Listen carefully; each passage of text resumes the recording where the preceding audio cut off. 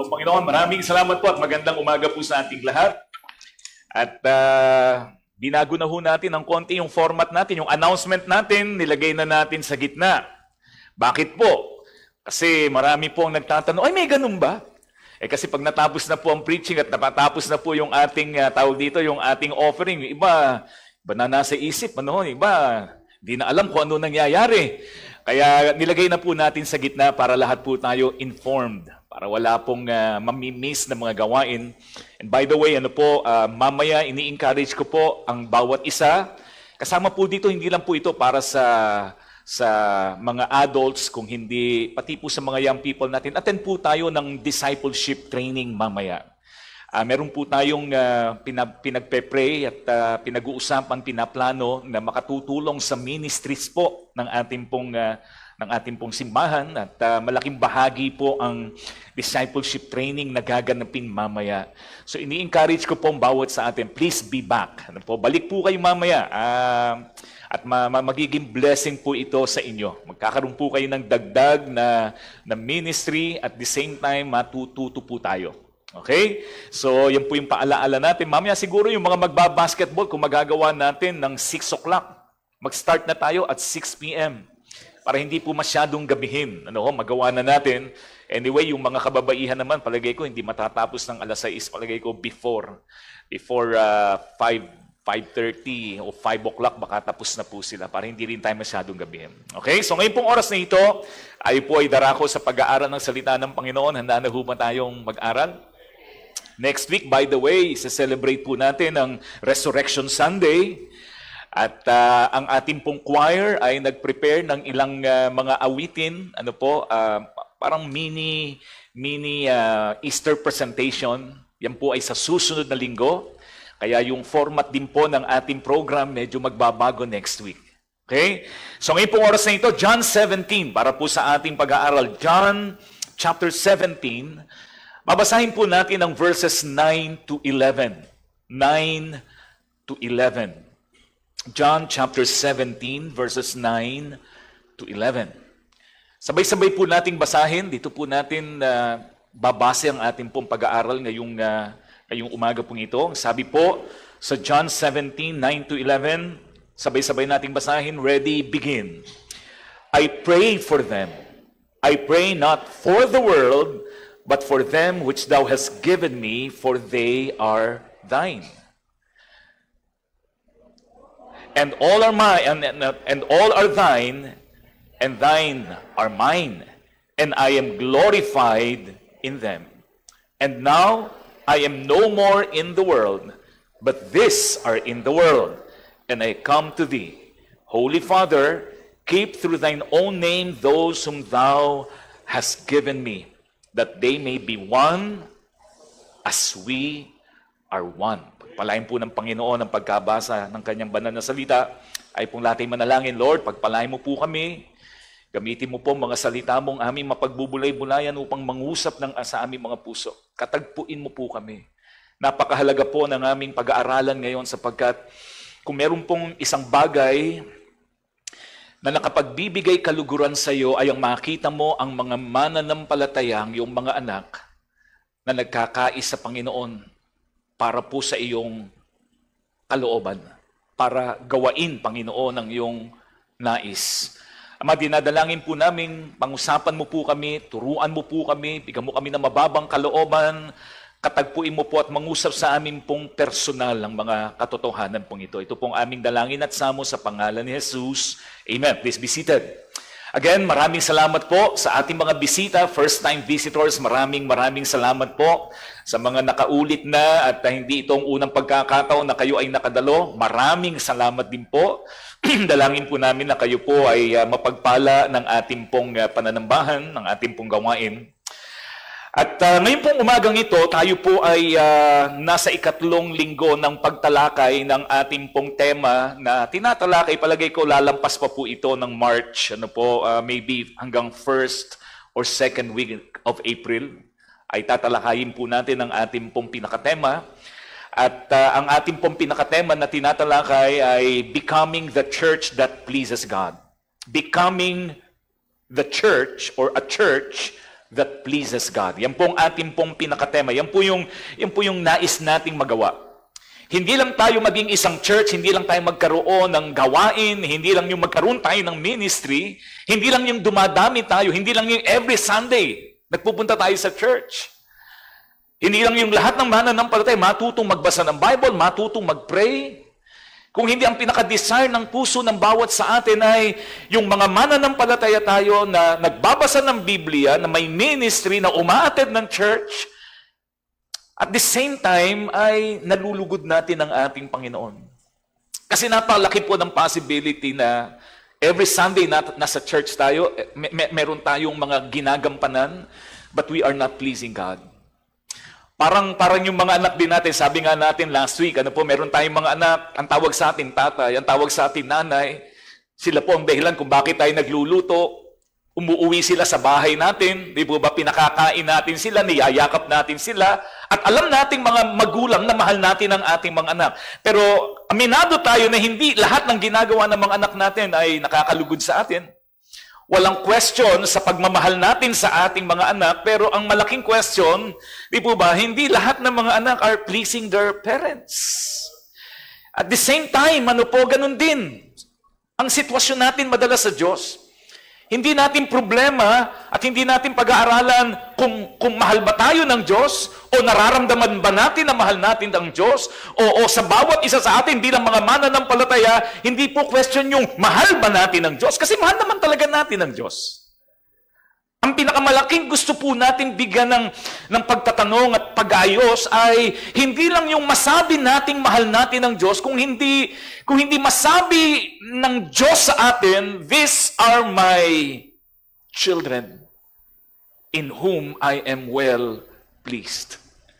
Hindi lang basta masabi niya na ito ang aking mga anak na aking minamahal, kung hindi masabi din niya sa bawat isa sa atin, ito'y ang aking mga anak na minamahal, na siyang nakapagbibigay ng kaluguran din sa akin. Sa loob po ng 2 linggo, nung pong nakalipas na 2 linggo, meron po tayong konting break kasi meron po tayong naging tagapagsalita. Ang pinag-aralan po natin sa unang linggo ng pagtalakay natin sa ating tema ay pinamagatan po nating a church that seeks to glorify God pleases Him or pleases God. Alala pa po ba ninyo? Kaya kung kayo po ay napakahalaga po ng pinag-aaralan natin, kung kayo po ay nakikinig, take notes. Meron tayong notepad doon po sa likod na libre. Ang kailangan lang yung dalhin, ballpen. Para po masundan po natin dahil magagamit natin ang ating po mga pinag-aaralan. Second Sunday, tinalakay po natin, ito po ay last week. Tinalakay po natin ang paksa na pinamagatan po nating a reverent church pleases God. A reverent church pleases God. Ngayon pong umaga pong ito, para po sa ating ikatlong pag-aaral o ikatling linggo ng pag-aaral, ang ating pong paksa, ang ating pong topic ay pinamagatan po nating a unified church. A unified church pleases God. Kung meron pong isang bagay na nakapagbibigay kaluguran sa Diyos, ay hindi lang yung isang simbahan na nagtitipon-tipon every Sunday. Hindi lang yung simbahan na may ministry, hindi lang yung isang simbahan, mga kaibigan, na masasabi po nating lumalago at nadadagdagan ng bilang. Kung meron isang bagay, mga kaibigan, na nakapagbibigay kaluguran sa ating Panginoon, ito po ay ang isang simbahan na nagkakaisa para sa Diyos. A unified church pleases God.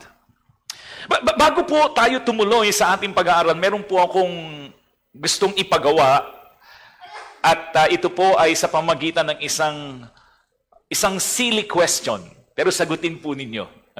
Silly question. Kasi kayo po ay mag-aakto na kalaban o kakampi ng demonyo sa pagkakataon po ng aking tanong na ito. Ano po itong tanong kong ito? Okay?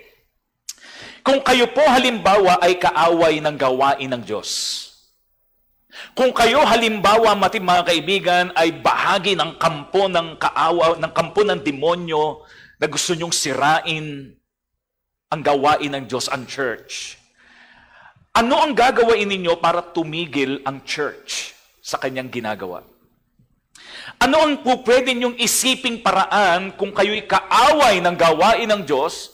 Ano yung naiisip at maiisip ninyong isang paraan para hindi magawa ng church ang kanyang layunin. Tanungin po niyo sarili niyo. Kung kayo po ay isa sa mga advisors ng demonyo. Ano lang po ito? Silly nga po ito. Kumbaga, gusto ko lang po kayong tanungin at meron po ba kayong po pwedeng maisip na paraan? Kung ang diablo ang aking big boss, binigyan niya ako ng assignment na wasakin ang gawain ng Diyos. Na para sirain ang church. Itong ang aking sasuggest kay bossing. Meron po ba kayong naiisip? Tulungan ko po kayo. Tutulungan ko po kayo sa pag-iisip at bibigyan ko po kayo ng ilang bagay na hindi nyo kailangang gawain. Sabihin, kung ito po yung iniisip ninyo, mag-isip kayo ng iba kasi hindi po magwo-work. Ano-ano po yan? Bigyan ko kayo ng dalawa. Kung kayo po ay kaaway ng gawain ng Diyos at nag-iisip, di po ba, ng paraan para ito ay masira, una, hindi nyo kailangang bigyan ng matinding problema o malaking pangangailangan ang gawain ng Diyos. Hindi. Hindi nyo kailangang bigyan ng malaking problema o padaanin sa matinding pangangailangan ng gawain ng Diyos. Alam nyo kung bakit? Dahil sa pangangailangan, alam po ninyong nagagawa ng pangangailangan sa mga mananampalataya. Mentras nangangailangan, maraming mananampalataya ang lalong nagsasama-sama. Naalala ko tuloy, mga kaibigan, ang kwento ng New Testament church, the early church. Naalala po ninyo? They were persecuted. Itinaboy sila ng kanilang mga pamilya dahil sa kanilang pananampalataya at nagsama-sama sila at alam po ninyo doon sa matinding pangangailangan. Mga kaibigan, doon po na ipakita ng mga kapwa mananampalataya ang kanilang ang kanilang pagmamalasakit. Ang sabi nga ng banal na kasulatan sa Book of Acts, kanilang ibinenta ang kanilang pag-aari. At anong ginawa? At ito'y naging paraan para makatulong sa lahat ng nangangailangan. Kaya kung kayo po'y nag-iisip, huwag na po niyong isipin, bibigyan ko sila ng matinding pangangailangan. At alam po ba ninyo, na sa matinding pangangailangan, ito po ang ginagamit ng Diyos na kaparaanan para ipakita niya sa kanyang mga anak na siya ay Diyos na nagpo-provide ng lahat ng ating mga needs. Diyan po tumatag ang pananampalataya natin sa atin bilang church. Nagpatatag ng pananampalataya natin yan, yung pangangailangan. Kasi kung meron man po tayo nakikita ngayon, di po ba sa ating pong gawain, hindi po yan dahil marami tayong mga pera, hindi po. Dumaan tayo sa matinding pangangailangan. Paulit-ulit ko na pong kinikwento ito, pero magandang maalala natin palagi. Di po ba? Na ngayon na-enjoy natin itong lote na meron tayo ngayon, 2,000 square meter lot. Alam po nyo, kapag may mga pastor na nagpupunta po dito at nakakausap ako, Pastor, ganong kalaki yung simbahan po ninyo, yung pong lupa na binigay ng Panginoon sa inyo. Pastor, nasa 2,000. Wow! Talaga? Ay bakit po, mga kapatid, 2,000 square meter lot? Ang laki po noon. Yung iba po, mga kaibigan, magkaroon lang ng 300. Talagang matinding panalangin na tuwang-tuwa na sila. Tayo po'y binahiyan ng Diyos ng 2,000 square meter lot. Pero hindi po yan naipagkaloob dahil marami tayong pera. Nung ito po ipinag-pray natin na tumakbangkat ng pananampalataya, wala tayong pera. Ang meron lang tayo, lakas ng pananampalataya. Pati nga, lakas ng loob, wala din Ako na nga, pastor na nga ako, nang hina ang kalooban ko Mabuti na lang, meron tayong mga kasamahan sa ating mga officers, sa board members natin, talagang blessing. Na merong katuwang sa ministry. Alam po niyo bakit? Kasi nung panahon, iniisip ko, paano namin babayaran? Meron tayong mga kasamahan. Di po ba, mga leaders ng church natin, na pastor, by faith. And praise the Lord. Amen. Yung dating ang hirap, yung dating imposible. Nako, nung tinitignan natin, nagsisimula na tayo, tinitignan natin, tapos itinaas pa ang daan. Nako, sabi ko mukhang magtatanim na lang tayo ng kamote doon. Kasi imposible makapagpatayo tayo ng church. Pero lahat lang yon, pinakita at pinatunayan sa atin ng Diyos na walang imposible. Nagkaisa tayo Amen? We learn to give sacrificially. Walang mayaman sa atin, pinayaman na lang ng Diyos. Marami sa atin. Pero nagsimula tayo, walang-wala tayo.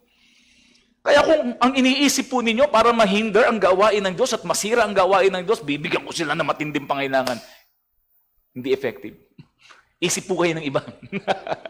Kasi ang pangangailangan lalong nagpapatibayan ng pananampalataya. Yan ang paraan para ang mga mananampalataya, despite ng kahirapan, despite na sila din ay may pangangailangan because of their faith, natututo silang magbigay sacrificially because they love the Lord.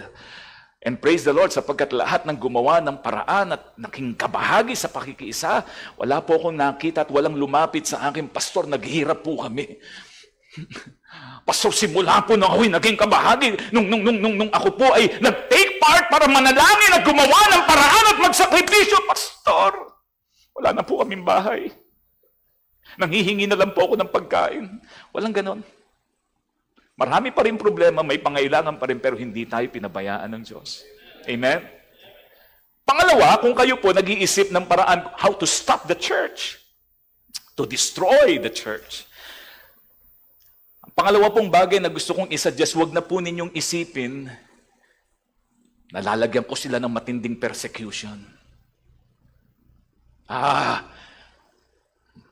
Kikilos ako sa mga taong nakapaligid sa kanila para i-persecute ang simbahan. Huwag na po ninyong gawain. Kasi alam po ba ninyo na early church pa rin, early church.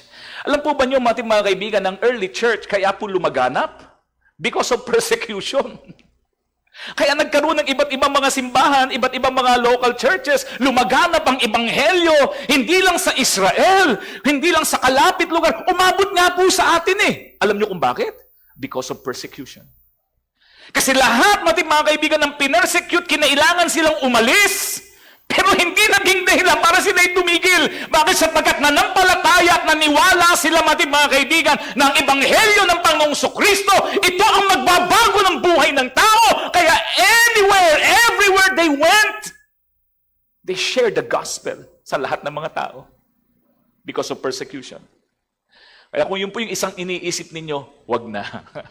Hindi magtatagumpay. Pero, pwede ko po ba kayong bigyan ng maganda-gandang suggestion? Ito po yung magandang po pwedeng gawain. Kung may isang paraan na nakikita ko po, how to stop the church in doing its purpose, ay ito. Get God's people to turn against each other. You will stop the church. Gumawa ka ng paraan para ang mga mananampalataya hindi magkasundo. Para ang local church magkagulo. You will stop the church. You will stop the church in fulfilling its purpose. Anong kailangan gawin? Pwede ho bang mag-suggest uli ako? ito po ang kailangan gawin. Number 1, o letter A, sow discord. Maghasi ka ng hindi pagkakaintindihan. Sow discord inside the church. Pangalawa, divide the church. Divide the church. Pangatlo, destroy the unity in the body of Christ. Magkagulo. Magkakasama, pero magulo. Magulo. Meron po ba kayong alam na simbahan ganon? May simbahan naman, linggo-linggo, nagpupunta ang mga tao, pero magkakaaway. Walang pagkakaisa. Parang Amerika. Di po ba? Para din naman para huwag na tayong lumayo, parang kongreso lang ng Pilipinas. Iisang kongreso, pero magkakaaway. Nagsusuntukan sa loob ating mga kaibigan kapag nag-uusap yung mga... Isa pang paraan is to direct the members of the church to hate each other. Mag-promote ka ng galit, ng sama ng loob, ng hatred, sa puso ng mga mananampalataya, you will stop the church. I believe you. Believe me. Believe me. Ano pa po yung paraan? Distract well-meaning Christians with secondary issues instead of communicating our primary message. Yung mag-dwell tayo sa mga hindi ganong kahalaga, Sabi nga ng isang kasamihan, the problem of many Christians is this: we minor on the major and we major on the minor things. May mga bagay na nagiging dahilan para magkagulo ang maraming mga miyembro sa simbahay. Mga petty issues, mga minor things. But we allow the devil, mga kaibigan, na makapasok para mawala ang unity in the body of the Lord Jesus Christ. Ang isa pa po na paraan, decrease brotherly love over preferences. Alam niyo, lahat tayo may mga preferences. Lahat tayo may sinabi, ito tama. Sa sobrang dami ng tama natin, malaki na ang tama natin. Kasi marami ipinaglalaban natin, mga kaibigan, ng isang bagay. Alam po niyo yung para masabing, ako tama, ito tama, mali ka, na nawala na natin, mga kaibigan, ng brotherly love. Ha? Yung iniisip mong tama, na hindi mo maipaparamdam at mararamdaman ng kapwa mo mananampalataya yung pag-ibig, mawawala yung pag-ibig. It's not worth it. It will divide the church. And it will cause the church para hindi maging effective witness for the Lord. Kaya tingnan po niyo ang sabi ng Bible. Meron pong talata, hindi po nakasulat, pakipost na lang natin. Amos chapter 3 verse number 3. Napakahalaga mga principles. Tingnan po ninyo. Amos 3:3. The Bible says, can two walk together except they be agreed? Pwede bang magsama? Ang church ay collective yan eh. Di ba ba? Ang local church, ang body of Christ, isang katawan yan. Magkakaiba yan. Pero iisang katawan yan. Ang sabi ng Bible, can two walk together except they be agreed? Lalakad bang pare? Magfa-function ba yan? Kung hindi sila magkakaroon ng pagkakaintindihan at pagkakasundo? Ano pa ang sabi ng talata? Tingnan po ninyo in Mark chapter 3 verse number 25. Ang sabi po ng Bible ay ganito. Ang sabi po niya, and if a house be divided against itself, ano sabi? That house cannot stand. Kahit may bahay ka, pero kung kayo mag-asawa, nag-aaway, kung kayong asawa, kalaban ninyo ang anak ninyo, maganda lang ang bahay nyo, pero wasak ang pamilya natin. The same is true with the body of Christ. Kahit masabi sa atin na tayo ay Christians, tayo mga anak ng Diyos, tayo ay mga mananampalataya, pero kung tayo mismo, mga kaibigan, ay alam po yung may hindi pagkakaintindihan, when we allow the devil to penetrate, mga kaibigan, the church will not stand. The gates of hell will not prevail, but the church will not stand. Sabihin, ang church naman, hindi lang naman yung local church, kung hindi ang gawain ng Panginoon, hindi man magwawagi dahil si Kristo, pero yung nangyayari sa mga local churches, katulad ng nangyayari ngayon, alam po ba ninyo, na napakaraming mga local churches ngayon ang nagsasarado? Alam po ba ninyo, napakaraming mga local churches ngayon na dating nagsimula ng maganda, nagkaroon ng malaking impact sa kanilang community ngayon, mga kaibigan, wala na, pinagtatawanan na lang at wala nang naging dating. Alam niyo kung bakit? Dahil sa pag-aaway. May mga simbahan, mga kaibigan, nagdimandahan, pastor, dinimanda ng miyembro.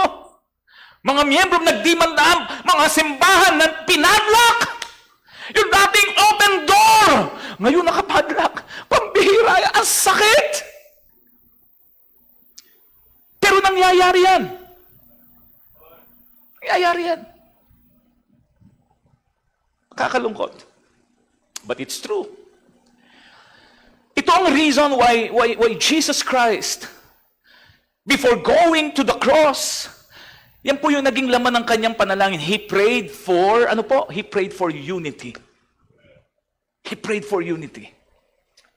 John chapter 17, going back to our key text, makikita po natin in verse 11, 21, and 22. Tignan po niyo ang sabi ng Bible. Verse number 10, babasahin natin uli. And now I am no more in the world, but these are in the world. Tumutukoy sa mga disipulo. And I come to thee, Holy Father, keep through thine own name those whom thou hast given me. Ano sabi niya? Anong panalangin niya? Nagpe-pray po siya sa Ama. Ang prayer ng ating Panginoong Jesucristo, that they may be one as we are. Yun ang panalangin niya. Baba po tayo ng ilang mga talata in verses 21 and 22. Tignan po niyo ang sabi ng banal kasulatan, that they may be one. That they may be one.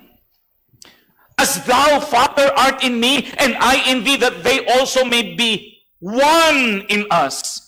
That the world may believe that thou hast sent me.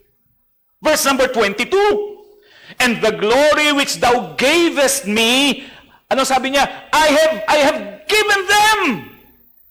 Yung glory na binigay mo sa akin, Panginoon, ibinigay ko sa mga disipulo.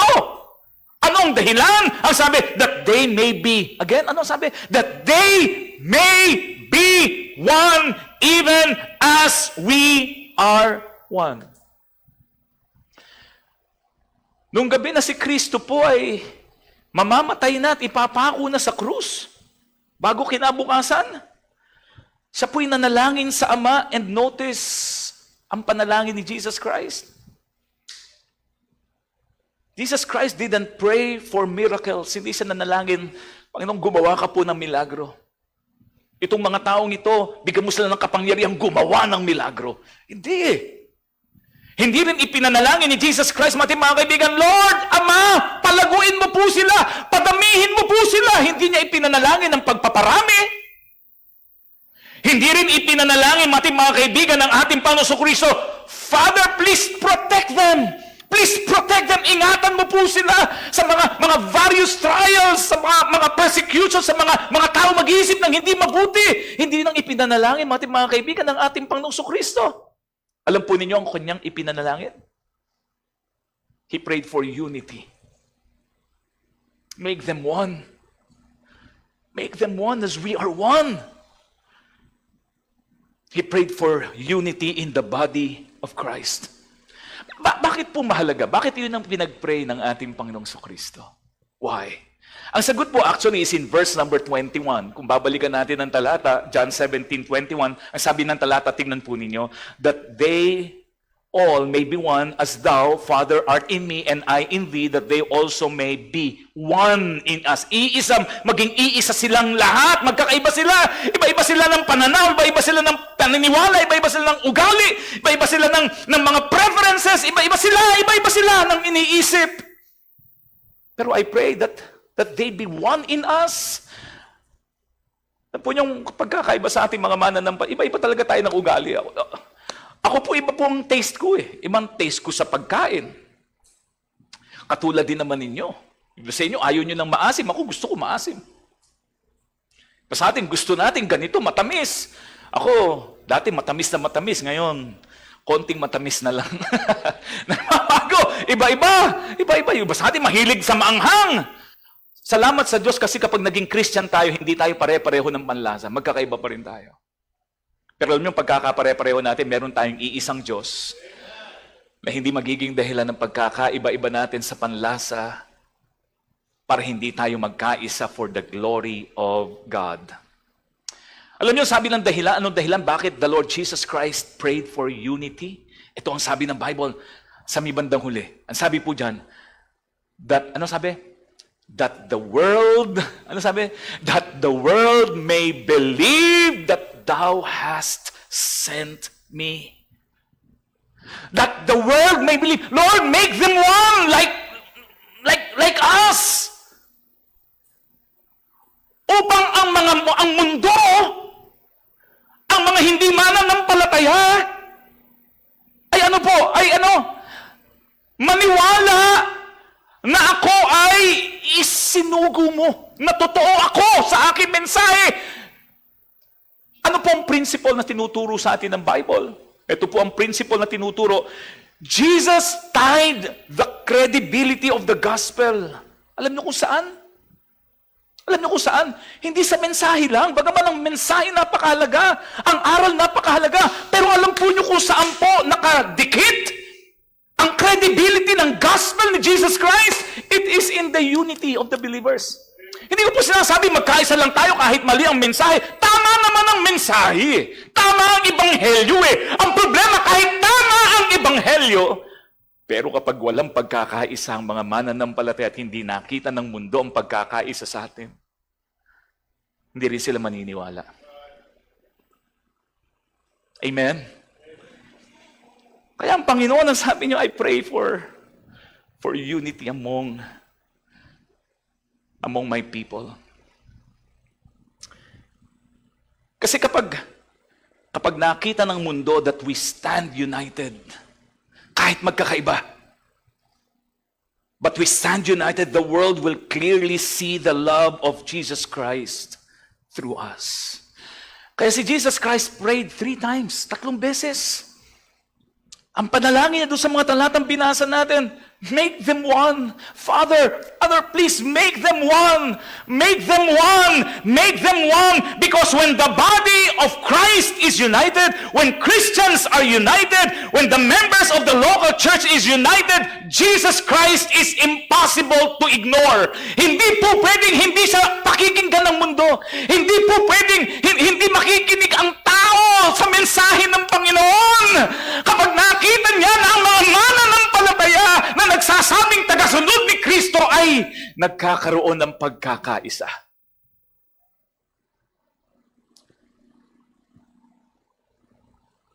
Gusto ko pong sabihin sa bawat sa atin, hindi madali yun. Lalong-lalo na ngayon. Alam niyo kung bakit lalong-lalo na ngayon? Kasi malapit nang dumating ang Panginoon. At dahil malapit nang dumating ang Panginoon, nagdo-double time ating mga kaibigan ng demonyo to divide the body of Christ. Gumagawa siya ng paraan para sirain at alisin ang pagkakaisa ng mga mananampalataya. Dahil alam ng diablo, mga kaibigan, when we are united as Christians, as believers of the Lord Jesus Christ, alam po ninyo kapag ang mga mananampalataya nagsama-sama, kahit mahina tayo, kahit hindi tayo ganun kagaling katulad ng iba, but when Christians go together, unite together, alam po ninyo, Christians are unstoppable. We will be unstoppable. Kaya nga yung mga early church again, ang sabi ng nakakakilala sa kanila, itong mga ano lang to mga unlearned people. Hindi mga matatalino tong mga to. Yung iba sa kanila fishermen, yung iba sa kanila ganito. Pero alam po ninyo mga kaibigan, ang sabi ng banal na kasulatan about the disciples, the followers of the Lord Jesus Christ, these people turned the world upside down. Kapag ang mga mananampalataya, we are united. We are unstoppable. When we are living in unity as believers of Christ, we will make a difference in this world. Iyan ang kailangan natin. Let us make a difference. Amen. Marami ng matatalino mga tao na ngayon magkakaaway sa Senado. Ang tatalino magkakaaway. Let us make a difference sa mundong ito. At ano po yan? Sa pamagitan na bilang mga mananampalataya, dahil meron tayong iisang Diyos, meron tayong iisang Kristo, let us unite together para magawa natin ang kalooban ng ating Panginoon. Alam po niyo kung merong isang bagay na gusto ang Diyos, is unity. If we want to please God, we need to be united. If you want to please God, kailangan makiisa po tayo. Amen? Dapat makisama tayo, makiisa tayo, mga kaibigan, dun sa gusto ng ating Panginoong Hesukristo. Ngayon, kung ang Diyos, mahal niya ang pagkakaisa, meron din namang galit na galit ang Diyos. Alam po niyo kung ano yun? Division. Pagkakahiwa-hiwalay. Hindi pagkakasunduan. Totoo po yan. If there's one thing that the Lord hates, it's division. Ayaw ng Diyos. Kaya kung titignan po natin in Proverbs chapter 16, Proverbs chapter 6 verses 16 to 19, tignan po ninyo ang ilang mga talata. Tignan po niyo ang sabi. Proverbs 6 verses 16 to 19. Ang sabi ng talata, this 6 doth the Lord hate. Yea, 7 are an abomination unto him. Anong sabi? A proud look. Kaya huwag tayong masyadong mayabang sa sarili. Diba? Mataas ang dating sa sarili. Galit ang Diyos sa ganun eh. A lying tongue. Naku, galit na galit ang Diyos. Yung mga dila na naghahasik ng kasinungalingan, ay, false witness, ay, galit na galit ang Diyos dyan. Hands that shed innocent blood, ako, galit na galit ang Diyos dyan. A heart that deviseth wicked imaginations, yung nag-iisip ng masama at makasasama sa kapwa. Kapag ikaw ay kumakatha ng ganong kaisipan, nagpaplano ka, paano ka mandadaya, paano ka manloloko, paano ka makakasakit, paano ka makakasira ng buhay ng iba, ay galit na galit ang Diyos dyan. Feet that be swift in running to mischief, pagdating sa gawain ng Diyos, pagdating sa mga bagay na nakalulugod sa Diyos, ang bagal. Slow mo. Pero pagdating sa kalokohan, bilis. Parang road runner. Di po ba? Ito pang sabi, verse number 19, a false witness that speaketh lies. At tingnan nyo ang sabi sa bandang huli. Anong sabi? And he that soweth discord among, grabe po yan ha. And he that soweth discord among brethren, the Lord hates it. It is an abomination before the Lord. Grabe po, ano? Ang tindi ng pagkakagamit na lengguwahe ng ating Panginoon, hindi simpleng bagay. The Lord is not only displeased, kundi ang sinasabi natin, mga kaibigan, I hate it. It is an abominable thing in my sight. Alam nyo, kapag nag-uusap po tayo, kapag tayo po'y nasa church, lalo-lalo kapag ang topic natin, mga bagay-bagay, ang laki ng temptation minsan, tayong lahat ito bilang tao. Na kapag nakakarinig tayo ng ganitong mga mensahe, alam po ninyo, ang unang pumapasa sa isip natin kapag nakakarinig tayo ng ganyan, ang unang pumapasa sa isip natin at naaalala natin at picture ng mukha ay yung picture nung kakilala natin. Di ba? Yung picture ni ganito, yung picture ni sister ganyan, yung picture ni brother ganito. Tama? Tama? Nangingiti kayo, no? Alam niyo kung bakit? Kasi totoo, no?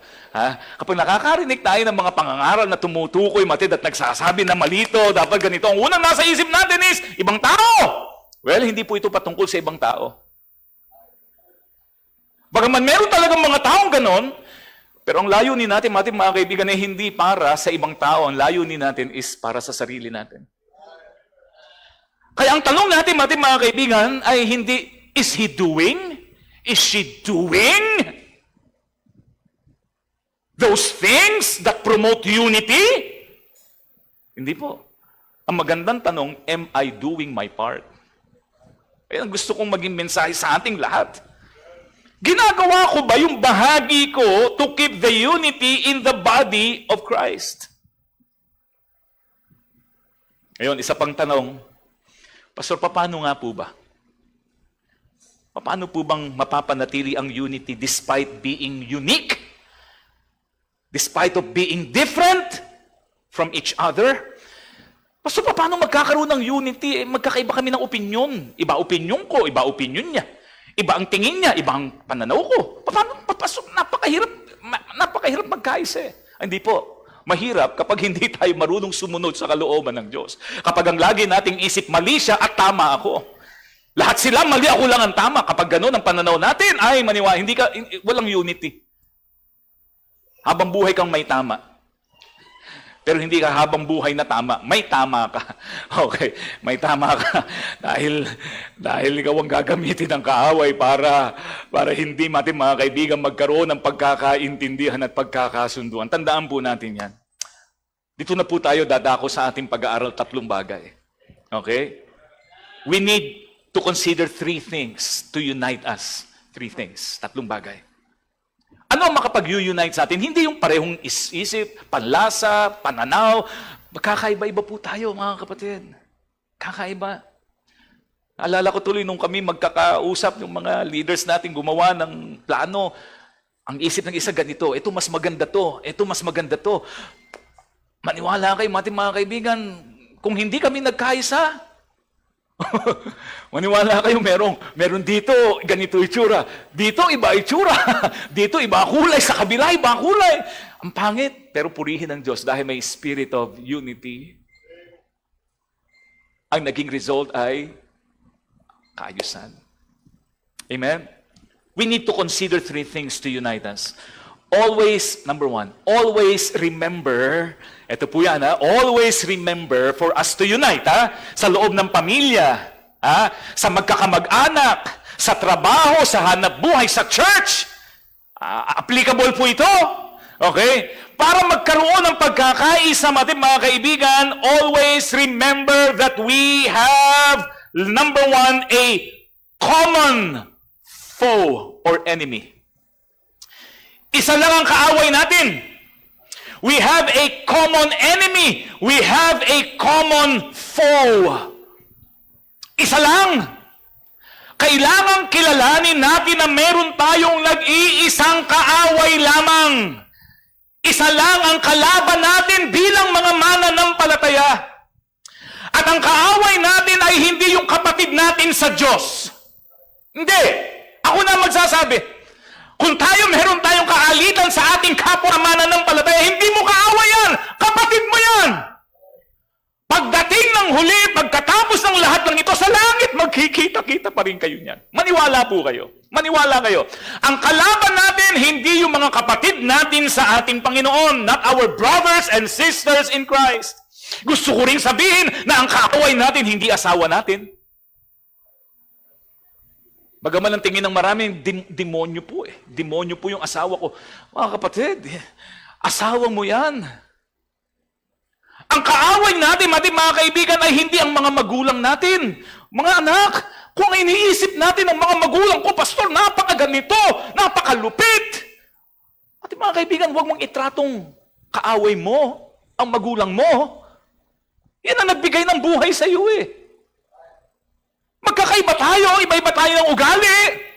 Pero sila sabi sa atin, hindi sila ang kaaway natin kasi at the end of the day, yan pa rin, pamilya pa rin, tatay pa rin yan, nanay pa rin yan, anak pa rin yan, kapatid mo pa rin yan. Hindi tayo magkakaaway. Hindi fellow workers and pastors. Paalaala po sa amin mga pastor. Na ang kaaway namin, hindi kapwa pastor namin.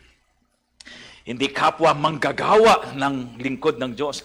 Hindi other Christian churches. We are not, our enemy is not yung other local churches na hindi katulad natin. They are not our enemy. The Bible made it clear in Ephesians chapter 6 verse number 12. Anong sabi ng banal na kasulatan? Sabi ng talata, for we wrestle not, ano sabi? For we wrestle not against flesh and blood. Ang pakikipagbaka natin, ang pakikipaglaban natin ay hindi sa daw po, hindi sa laman at dugo. Pag sinabing laman at dugo, ano po yun? Sino tinutukoy? Ay, tao! Tao! Ang kaaway natin, hindi kapwa-tao. Ang kaaway mo, hindi asawa mo yan eh. Ang kaaway mo, hindi magulang mo yan eh. Ang kaaway mo, hindi kapwa mananampalataya. Batid, Christian yan eh. Kasama mo sa church yan eh. Kasama mo naglilingkod sa Diyos yan eh. Ang kaaway daw natin is not against flesh and blood, but ano sabi? But against, principalities. Against, against powers, against the rulers of darkness in this world, against spiritual wickedness, daw po, in high places. Ang kalaban natin, hindi kapwa-tao. Amen? Kaya kung tayo may kaaway, at ang kaaway natin, mga kaibigan, tao, huwag mong ituring kaaway. Diablo lang ang kaaway natin, ginagamit lang ang kapwa natin, tao. Pwede ngayon, hindi kayo nagkakaintindihan ng kapitbahay mo. Pero isang araw, mga kaibigan, kapag nagkakasunog na, mga mamaya, mga kaibigan, sila rin ang tutulong sa'yo. Yung tatay mo, yung mga magulang mo, nagalit ka, itinakwil mo, mga magulang mo, isang araw, kapag walang-wala ka na, ang babalikan mo, sila pa rin ang tutulong sa'yo. Yung mga mahal natin sa buhay, kapwa natin, malalapit sa puso natin, kapatid natin, kamag-anak natin, na ngayon ang tingin natin, ganito sila. Mga kapatid, isang araw, paglalaruan lang ng demonyo ang mga damdamin natin, pero isang araw natin, mga kaibigan, ang magmamalasakit pa rin sa isa't isa, ang mananatiling nakatayo at nakasuporta at nasa gilid natin sa lahat ng pagdadaanan natin ay walang iba kundi sila din. Our enemy is not the people are not the people around us. Our enemy is the devil. He's our common enemy. Diablo yun. Kung merong gumagawa ng paraan para mawasak ang magandang relasyon sa church, it's the devil. Kung merong gustong magwasak sa relationship natin sa ating pamilya, it's the devil.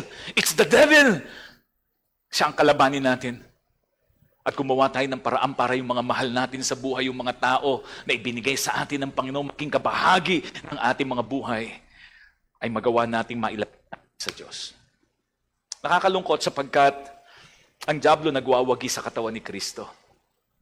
Alam po ba ninyo na maraming mga churches ngayon at dati mga magkakasamang masayang naglilingkod sa Diyos ngayon, magkakaaway na ngayon. Alam nyo ang dahilan? Because of politics. Yung isa kay BBM, yung isa kay Rodrigo Duterte. Anong kinalaman nila sa buhay natin? Marami mga kaibigan talagang diehard eh. Wag kang magsasabi ng mali. Yan ang presidente ko. Hindi tayo magkakain kahit magkapatid tayo sa Diyos. Mga kapatid, hahayaan natin yon. Nagwawagi ang diablo. Kasi at the end of the day, mamamatay at mawawala ang lahat ng mga presidente, hindi ka naman niya maaalala.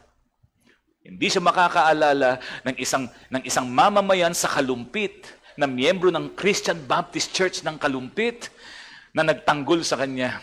Baka kapag lumapit ka pa, sasabihin niya sa iyo, sino ka? Ako po yung... Sinabihan ba kitang ipaglaban mo ako? Let us not divide ourselves over politics. Maraming mga Kristiyano ganun, ha? Ha? Kung yun ang nakapag-divide sa church, ba't tigilan natin yan? Pakanalang diablo yan. Yan ang naisip niyang paraan para ang unity in the church ay hindi ma-preserve. Ano pa po? Ito matindi to. Sa mga kapwa mananampalataya sa ibang mga simbahan, festivities. Alam po niyo, marami tayong mga ginagawa eh. Alam po ba niyo na mayroong mga simbahan hindi naniniwala hindi nagse-celebrate ng Pasko? Tayo nagse-celebrate tayo ng Pasko eh. Amen? Pero may mga simbahan hindi nagse-celebrate ng Pasko. Well, sabi ko nga, bakit tayo mag-aaway? Una, kung isine-celebrate natin ang Pasko for the wrong reason, ay mali tayo. Mananagot tayo sa Diyos. Pero kung sine-celebrate natin ang Pasko para ipaalala at para ituro sa bawat isang tao, bawat mga anak natin na namumulat sa mundo, di po ba, bakit sila may Pasko? Ba't sila nagse-celebrate ng ganon? Na maipakita natin sa kanila yung tamang kahulugan. Pag sinabi nating pagse-celebrate ng kapanganakan ng ating Panginoong Kristo, bakit tayo magkakaproblema? Sabi ko nga, kung ayaw nyo mag-celebrate, di wag. Kung gusto namin, ba't nyo kami? Ang problema sa maraming mga gawain, naghatulan. Ay, naku, yung Baptist Church na yan. Yung Christian Baptist Church na hindi mga save yan. Pambihira dahil doon hindi na save. Ha? Paano naging basihan sa Bible na ang pagiging save, yung nagdiwang ng Pasko at hindi nagdiwang ng Pasko? Petty issues. Meron pa nga, mga kaibigan, dapat sa church, hindi dapat ginagamit ang salitang party. Kasi sa demonyo yan, makamundo yan, party, birthday party. Sa loob-loob ko, makakitid ka ako ng isip nito. Pag sinabi bang party yung laging nagyuyugyugan na gano'n, di ba? Ganun ba lagi yung alam niyo, nag-iinuman pag sinabing party? Ganun yung gamit ng sanlibutan. Pero bakit nating hahayaan ng salita na iba naman ang kahulugan at hindi tumutukoy lang sa ganong paraan ay hindi na natin magagamit kung ilalagay naman natin sa tama ang paraan. Amen? Again, dun sa mga hindi naniniwala sa Pasko, well, okay lang yun. Pero magyayaya pa ako sa pag may Christmas sale. Hindi naniniwala sa Pasko yun, ha? Pero tumatanggap ng Christmas bonus.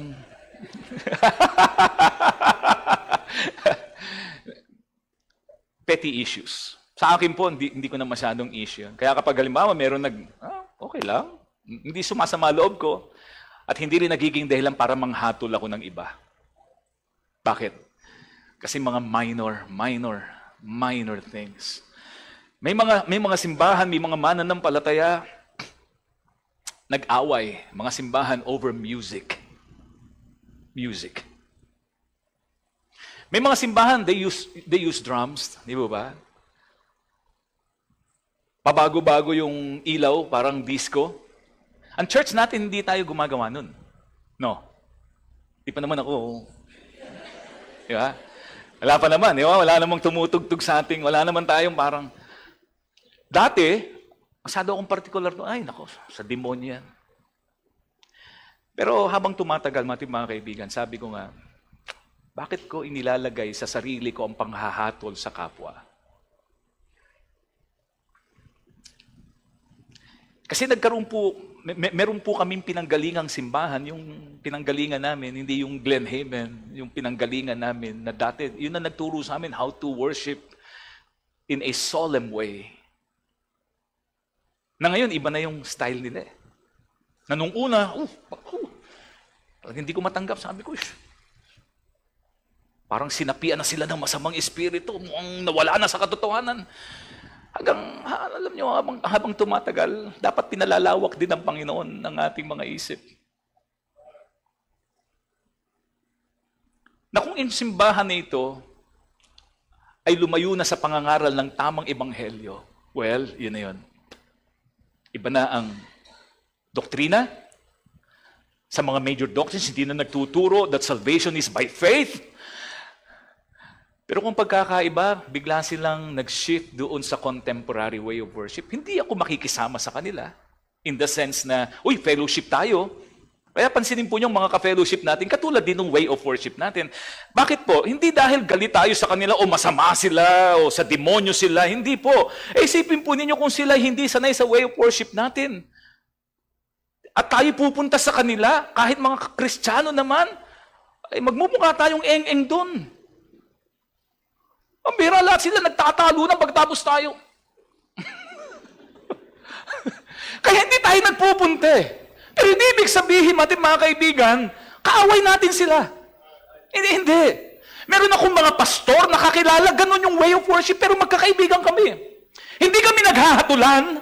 Kasi una, mananagot tayo lahat sa Diyos. Hindi man sila mananagot sa akin eh. Maraming mga simbahan, maraming mga pastor, ang ipinapangaral, preference. Ay, yan na nagdi-divide ng simbahan eh.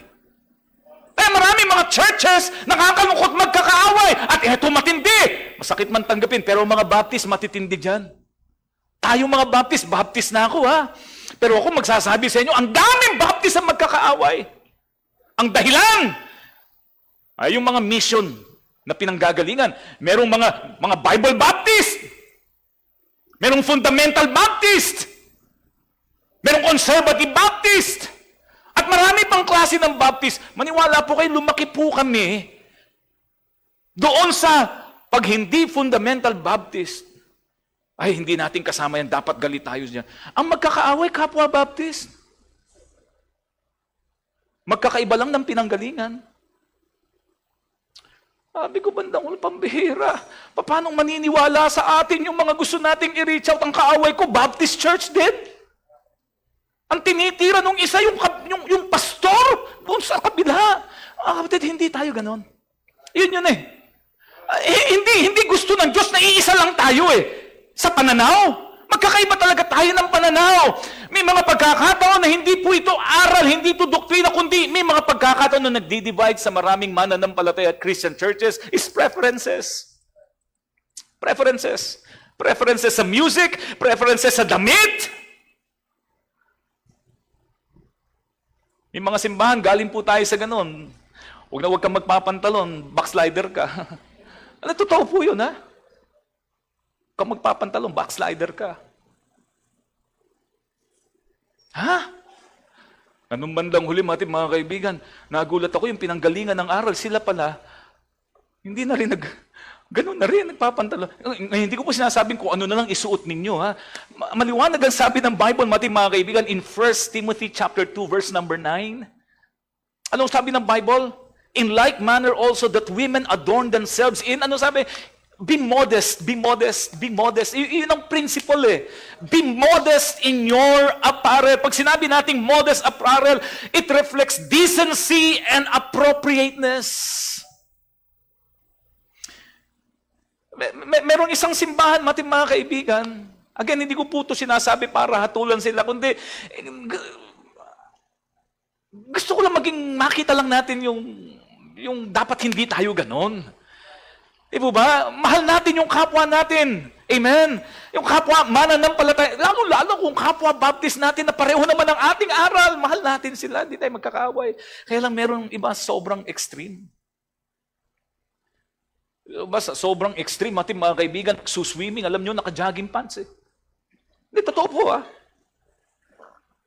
Nag-swimming, naka-jogging pants. Again, masama ho ba yun? Kung yun ang yun ang gusto nila eh. So be it. Okay lang. Pero bihira, nag-shorts. Sa demonyo to. May inatinan nga kami dati, basketball league. Ang bihira, excited na excited kami, mga kapatid. Oh, yung mga bata-bata pa kami. Punta kami, no? Ang bihira, pagpunta namin doon, lahat naka-jogging pants. Kami may short, naka-short. Hindi kami nakapaglaro eh. Hindi kami pinaglaro eh. Bakit eh? Kasi bawal pala ang naka-shorts. Kaya, ang matindi lang, nung pagpunta na at pagpasok namin, dahil kami lang ang naka-shorts, sabi ng mga, ang titig sa amin, ang tingin sa amin, para kaming mga aliens eh. But let us not divide ourselves over those petty issues. Hindi doon. May mga bagay na kailangan lang natin is respect each other's preferences. Preference yun eh. Hindi yan doctrine. More on preferences. Huwag nating hayaang makasira sa atin yan. Sa Bible, may ganyang pangyayari. Merong mga disipulo ng Panginoong Kristong lumapit sa Kanya. Ang sabi, mga kaibigan, in Mark chapter 9, verses 38 to 39, itong sabi, Mark 9:38 to 39, and John answered him saying, Master, we saw another one casting out devils in thy name. Panginoon, meron pong gumagamit ng pangalan mo, Panginoon, para magpalayas ng masamang espiritu, pero hindi natin sila kasama. And he followeth not us. Hindi natin siya kasama, hindi siya kasama sa disipulo na pinili mo.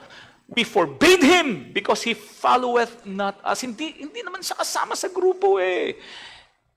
Exclusive tayo eh. Baptist lang ang maliligtas.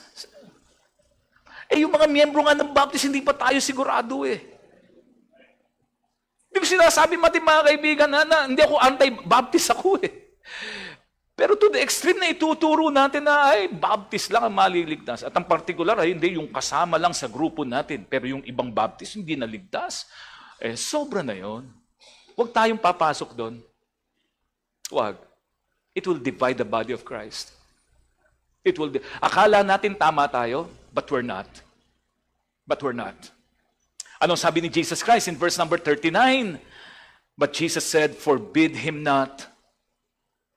For there is no man which shall do a miracle in my name that can lightly speak evil of me.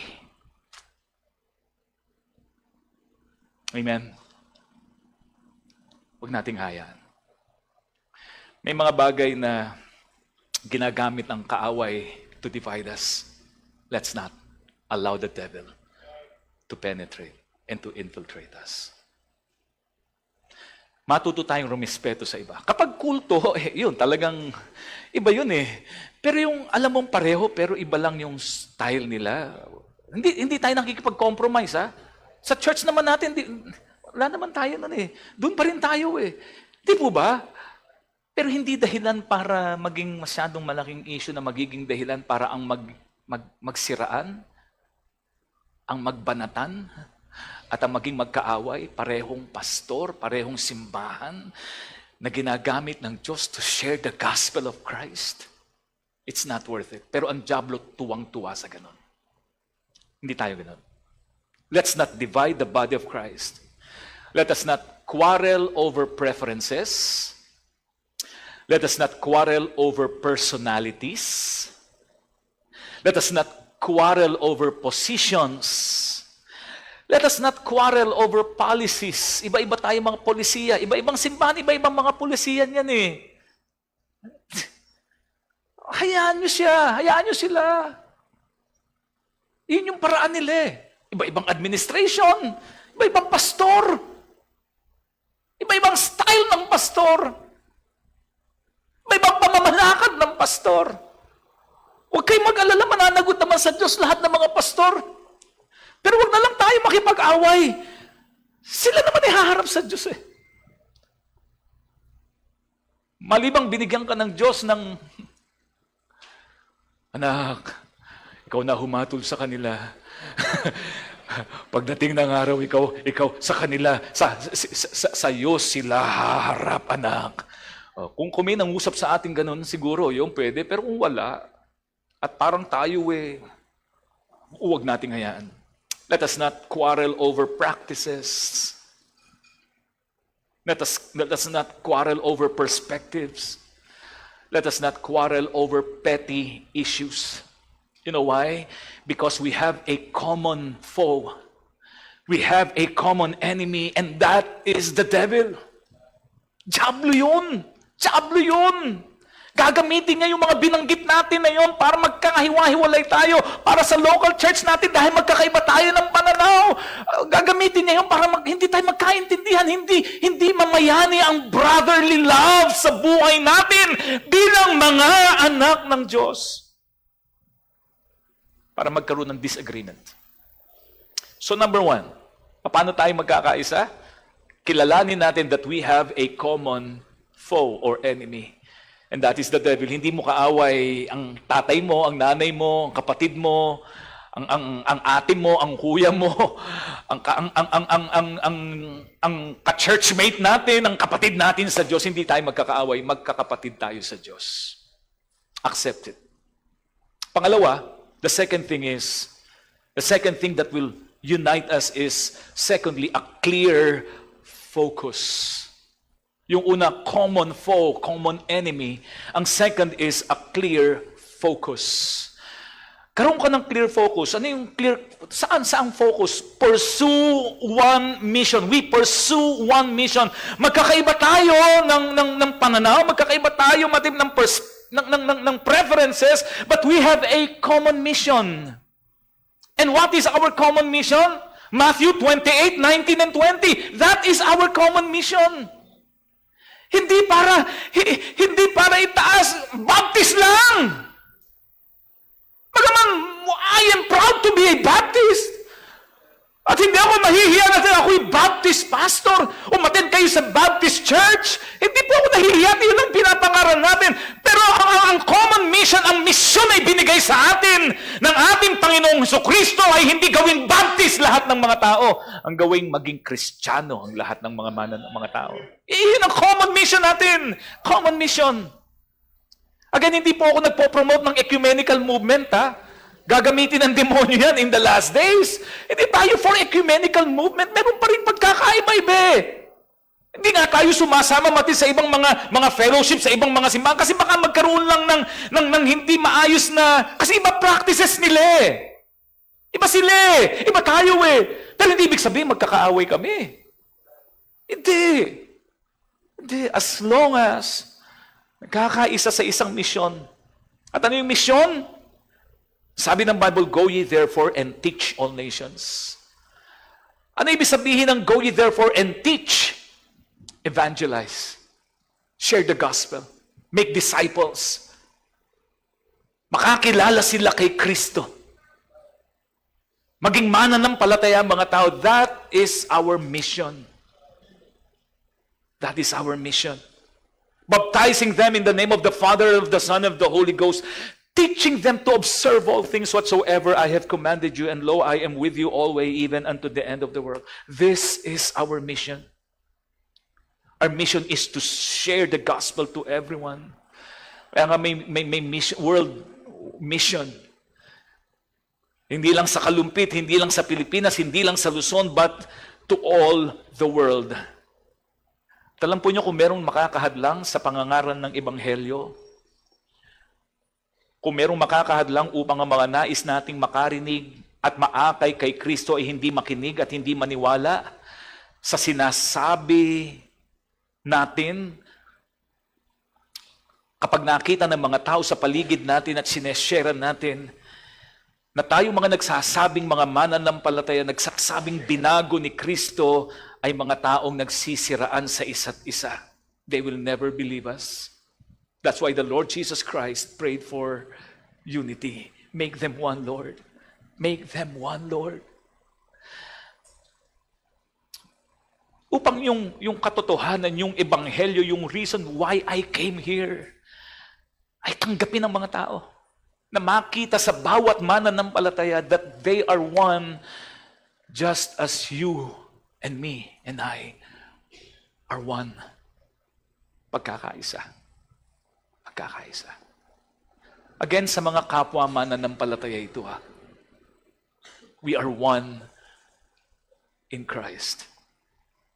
Makita ang pagkakaiba. Anong sabi ng Matthew 5:16?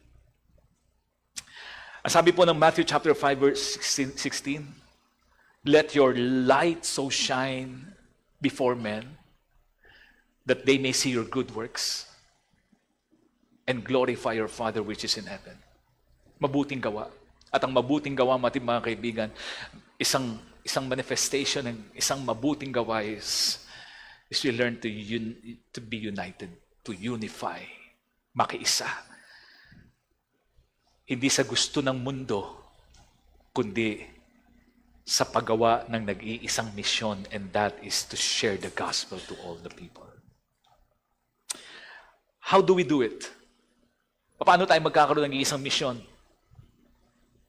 Despite sa magkakaiba, iba-ibang style, tatlong bagay: pursue peace. Tayong humanap ng magiging dahilan para hindi tayo magkaintindihan. Pursue peace. Pangalawa, practice patience. Be patient. Kung meron man tayo nakikitang isang tao na mali yung kanyang ginagawa, be patient. Tulungan natin. Kung mali naman talaga yung ginagawa niya. Halimbawa, kapwa mananampalataya, may maling ginagawa. Di po ba? Practice patience. Be patient. Be patient. Hindi mo po pwedeng, ganyan nga. Be patient. You know why? Because the Lord has been patient with us. Hindi naman nung una tayo nakakilala sa Diyos, alam na natin yung tama eh. May naging mga taong pasensyoso lang sa atin. Be patient with them. Be patient. At yung gusto nating matutunan nila, eventually they will learn to do it. Kasi naintindihan nila at nakita nila sa paraan ng maayos na pagtuturo. Hindi po ibig sabihin, mga kaibigan, ay, ano tawag doon, yung kinokondone natin. No, we are not condoning sin. Ang sin, kasalanan. Ang desire natin is to teach them na ang mga mali ay maitama, at mangyayari yan if ang ating mindset is, I will pursue peace. Hindi ito para makipag-away lang. Hindi para masabing tama ako at mali siya. No. Practice patience. At ito ang pangatlo, prefer others. Prefer others. Mga biblical naman po ito. Anong sabi ng talata in Philippians chapter 2 verse number 3? Ang sabi ng talata, Philippians 2:3, let nothing be done through strife. Let nothing be done through strife or vainglory, but in, lowliness of mind. In lowliness of mind, let each esteem other better than themselves. Yung mga pagkakataon para lang masabi natin, mas matalino ako, mas alam ko, mas malago ako. Hindi po yun. Hindi po yun. Hindi nang rayunin. Hindi para sabihin, magaling ako, Mas marami akong alam. Mas malago ako. Mas tama ako. Hindi. Ang layunin natin, mga kaibigan, ay maturuan, matulungan, at mauwi ng iba. But in the right way. Ano pang sabi in Romans chapter 12, verse number 18? If it be possible, as much as lieth in you. Ano sabi? Live. Ano sabi? Kung meron lang din kapangyarihan at nasa iyo ang paraan to be at peace with others, ay gawin mo. Huwag yung, may mga tao talagang ang hinahanap lagi gulo. Parang hindi sila masaya kapag mapayapa. Ano? For the sake lang na, sige, Hindi, doon tayo sa ikapagpapayapa. Kaya hindi lang maganda na tama yung iniisip natin, dapat tama rin ang paraan natin.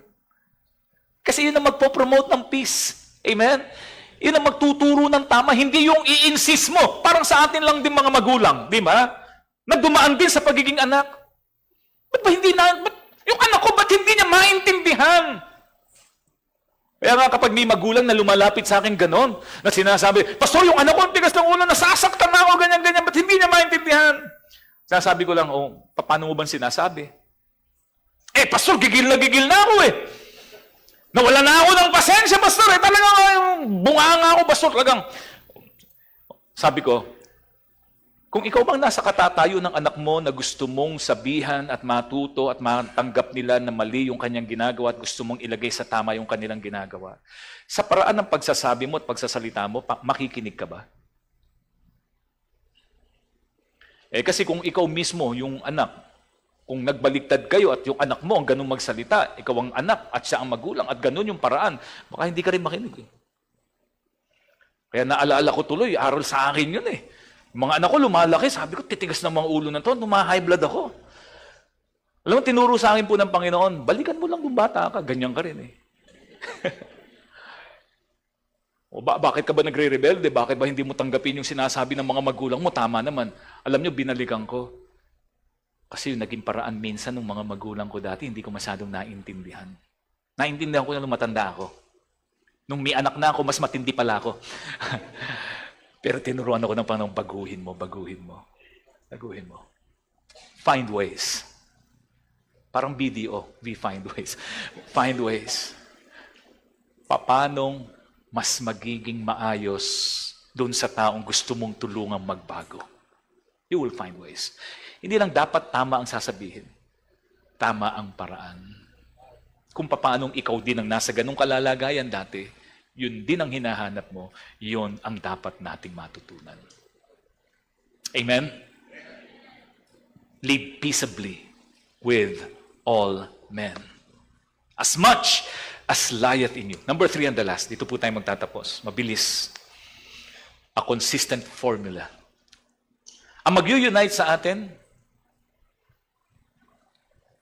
a consistent formula. We follow one strategy. Anong best strategy? Ano yung number one, yung best formula para magawa natin ang kalooban ng Diyos? To share the gospel, one mission, to reach out people, turuan yung mga taong mali ang kanilang iniisip at ginagawa. Let us follow one strategy na isinulat sa Bible. Ano po ang sabi? Babasa, puro talata po ito.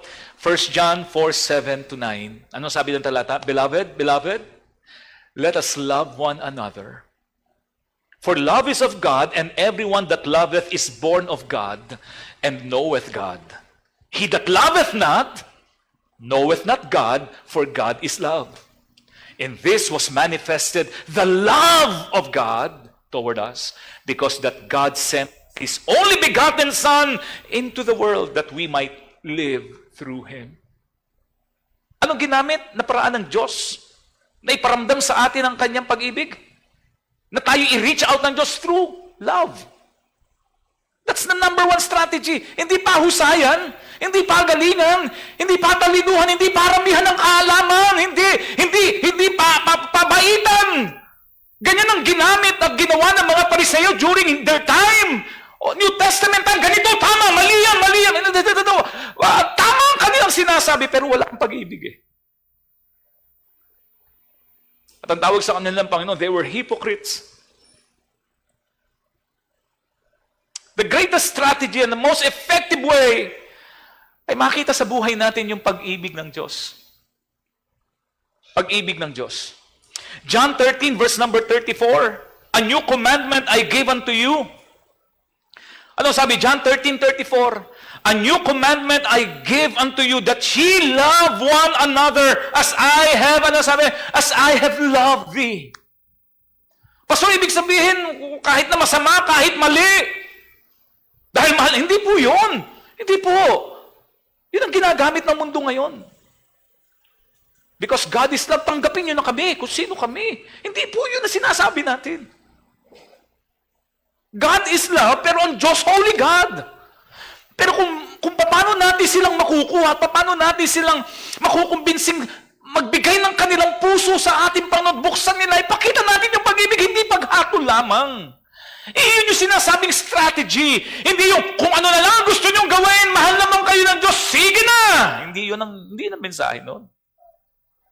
But if you want to reach people, ang unang ipakita natin, hindi yung alam lang nating tama, kundi ipakita natin yung love. Kasi yun yung nagbubukas ng pintuan. Actually, kahit tayo naman, mating mga kaibigan, ang ginamit nga ng Panginoon kung paano niya ipinakita yung kanyang layunin para maligtas ang tao, God sent us, for God so loved the world that He gave us His only begotten Son. Tignan po ninyo ang dahilan bakit mahalaga ang pag-ibig.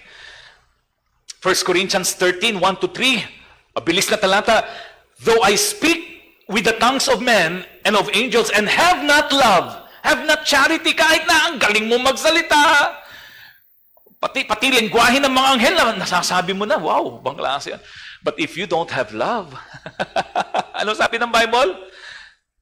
I am become as a sounding brass and a tinkling cymbal. And though I have the gift of prophecy, woo, grabe to, gift of prophecy, ang galing mangaral, di ba? Alam mo ang mga bagay-bagay, di ba? Ang sabi ng Bible, and understand all mysteries. Ang talino ko sa Bible, alam ko lahat ng interpretation dyan, and all knowledge, ang husay ko. And though I have all faith, if you have all faith, malalim ang pananampalataya ko sa Diyos. So I could remove mountains and have not charity and have not love. I am nothing.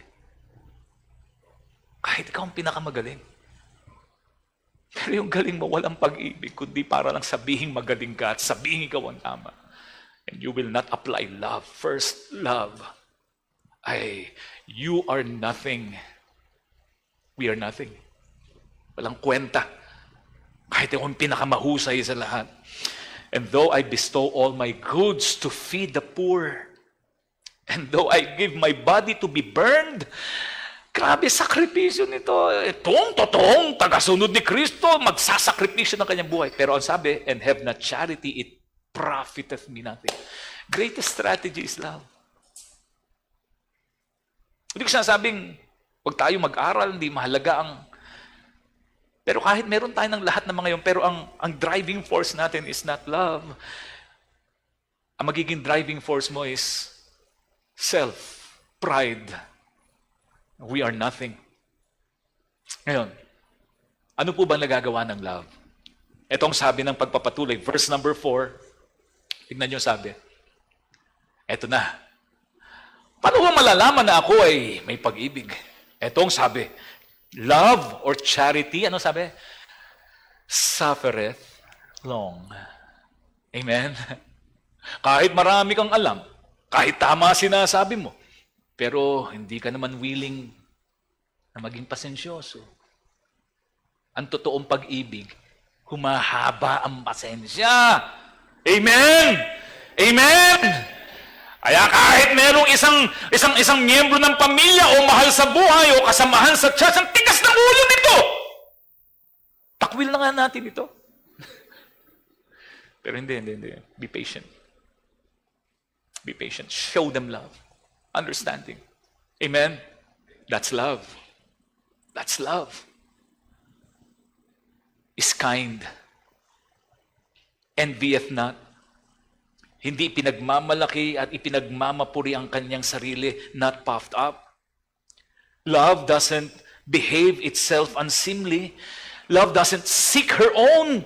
It's not easily provoked. It thinketh no evil. Hindi nag-iisip na masama. Rejoiceth not in iniquity, but rejoiceth in the truth. Beareth all things, believeth all things, hopeth all things, endureth all things. Yan ang pag-ibig. That's the greatest strategy. Ito po ang tanong ko sa inyo bago tayo magtapos.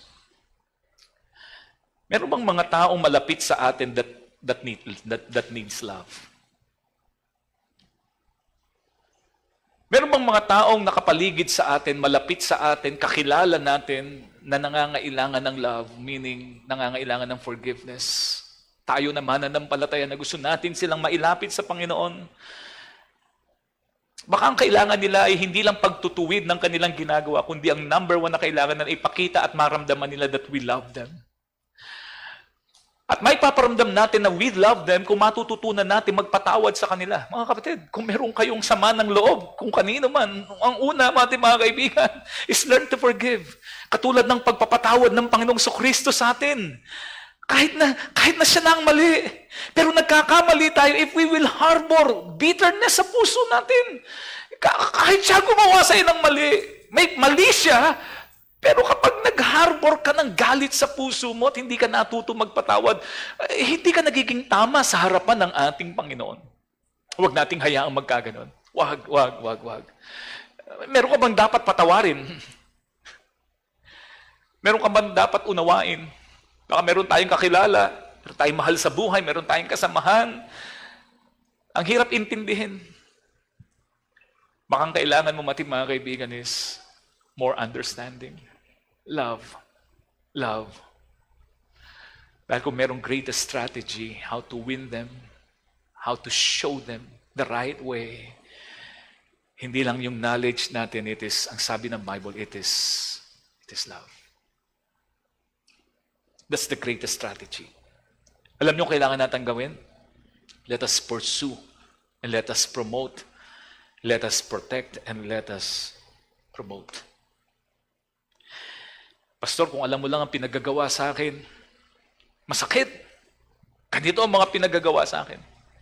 Bigyan ko po kayo ng talata and then we will close. 1 Peter 4:8. Kaya mahalaga ang pag-ibig. Kasi kapag wala ang pag-ibig, we will give them up. Kung walang pag-ibig. 1 Peter 4:8. And above all things, have, fervent love. Fervent charity among yourselves. For love or charity, covereth multitudes, the multitude of sins. Natatakpan. Kahit na ganong daming pagkakamali.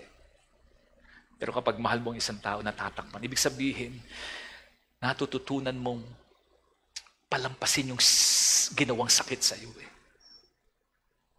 Pag-ibig. Marami pong mga relationships ang hindi mahirap i-mend if we will use love. Kung lalapatan natin ang pag-ibig. Pero maniwala kayo, kahit simpleng hindi pagkakaintindihan, pero kapag wala ang pag-ibig, hindi kayo magkakaintindihan. You will not promote unity. Magiging dahilan para magkaroon ng problema at magiging dahilan para hindi malugod ang Diyos. Kailangan natin. Amen? Is love. Walang unity kapag walang pag-ibig. Maniwala kayo sa hindi. Sa loob ng pamilya. Kung meron man sa atin ngayong pong umaga pong ito, sa pamilya natin, mag-asawa tayo, pero nagkasakitan tayo ng damdamin, may nagawa tayo, at lumilipas ang panahon na hindi tayo nagkakausap na, mga kapatid, pastor kasi siya.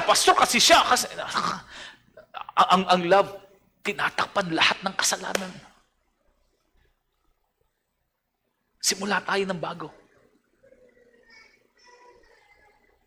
Sa ating kapwa, hindi ko alam kung paano, hindi ko po ni-research kay Google kung anong sitwasyon ninyo sa buhay. Hindi ko rin po itinanong sa kapitbahay niyo, ano ba nangyayari kay ganito sa bahay nila? Dala rin po akong kinausap na anak o magulang. Hindi po. Ito po'y para sa ating lahat. Kung merong isang bagay na dapat tayong ayusin, kung ang dyablo nakakapasok, nawawala yung unity inside the family. Nawawala ang unity, mga kaibigan, sa body of Christ. Nagkakaroon ng hindi magandang pagkakaroon ng relationship. Ngayong oras na ito, let us settle it once and for all. Huwag tayo magpadalo sa dyablo. Huwag nating hayaan ang dyablo manaig. Wag. Doon tayo sa ipinanalangin ng Panginoon. Lord, make them one. Make them one. Lord, gusto ko pong maging kaisa. A unified church pleases God. Tumayo po tayong lahat. Let us pray.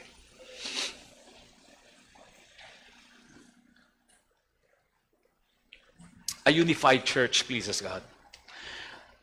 Kung kayo po'y kinausap ng Diyos, hindi ko po alam kung papaano nangusap ang Panginoon. Hindi ko po alam kung ano yung pagtuturo ng Diyos sa atin. Pero kung meron pong itinuturo ang Diyos sa atin ngayon pong umagang ito, bago po tayo umuwi, bago tayo matapos ng ating service, talk to God.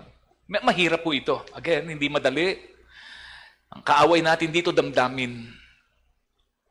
Magiging kaaway natin dito at kalaban natin para gawin ito is yung mga sentimiento natin. But for the sake na magawa natin ng kalooban ng Diyos, I will let go of my sentiments. Pababayaan ko yung damdamin ko na nasaktan o marahil ganito para lang masunod ko ang kalooban ng Panginoon. I want to be one with the body of Christ. Lord, sa loob ng pamilya namin, may ganitong sitwasyon. Lord, buklurin mo nga po kami. Lord, buklurin mo nga po kami. Kung merong gagawin ng dyablo, wawasakin at tatanggalin niya yung saya sa pamilya namin. Lord, ayaw ko pong mangyari ito. Lord, gagawin ko po ang tungkulin ko. Gagawin ko po ang bahagi ko. Lord, i-preserve mo pong pagkakaisa. Within the church, Lord, ayoko pong maapektuhan ng paglilingkod ko, ang ministry ko, dahilan sa ganitong bagay. Lord, I will learn to forgive. Nasaktan ako, Panginoon, pero di kami nagkakaintindihan, pero willing po ako, Panginoon, na gawin kung ano yung ikapagpapayapa. Gusto ko pong maiayos.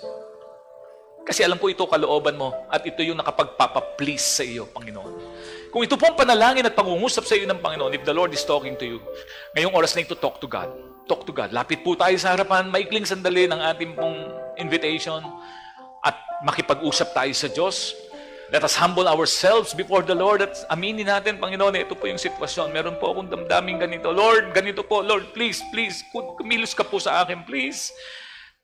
Matutunan ko pong magpatawad, Lord. Huwag pong i-manipulate ng dyablo yung mga nangyari, yung mga sinabi, yung nakasakit sa kalooban ko. Lord, huwag mo pong hayaan, Lord. Kasi gusto ko pong gawain kung ano yung kalooban mo. Kung meron tayong dapat iayos, makipag-ayos. At itama sa ating damdamin, sa ating kalooban ngayong oras na ito. Lapit natin sa Diyos, Lord, ayusin mo po. Yung hindi ko kayang ayusin, yung hindi ko kayang baguhin, yung hindi ko kayang ituwid. Ikaw po ang siyang magtuwid sa puso ko at damdamin ko. God bless you. God bless you. Ama naming Diyos na makapangyarihan, salamat po sa iyong biyaya, salamat po sa iyong mga salita, salamat po sa opportunity na makapag-aral po kami. I-bless mo po ang aming mga napag-aralan. Gamitin mo po ito para magturo sa amin ng mahalagang aral. Lord, manatili sa aming mga puso ang mensahe, Panginoon, ngayong umagang ito patungkol sa kahalagahan ng pagkakaisa namin bilang mga mananampalataya. Kung papaanong ikaw, ang Ama at ang Banal na Espiritu ay nagkakaisa, ganun din po ang panalangin namin para sa aming mga buhay. Tulungan mo po kami. Makita ka po sa buhay namin. Tulungan mo po kami, Lord, na magawa namin ang iyong kalooban. Itinataas ka namin, mangusap ka sa aming mga puso, anuman ang inilalapit ng iyong mga anak. Binabalik po namin sa iyong lahat ng kapurihan sa matamis na pangalan ng aming Panginoong Jesus. Amen. Amen.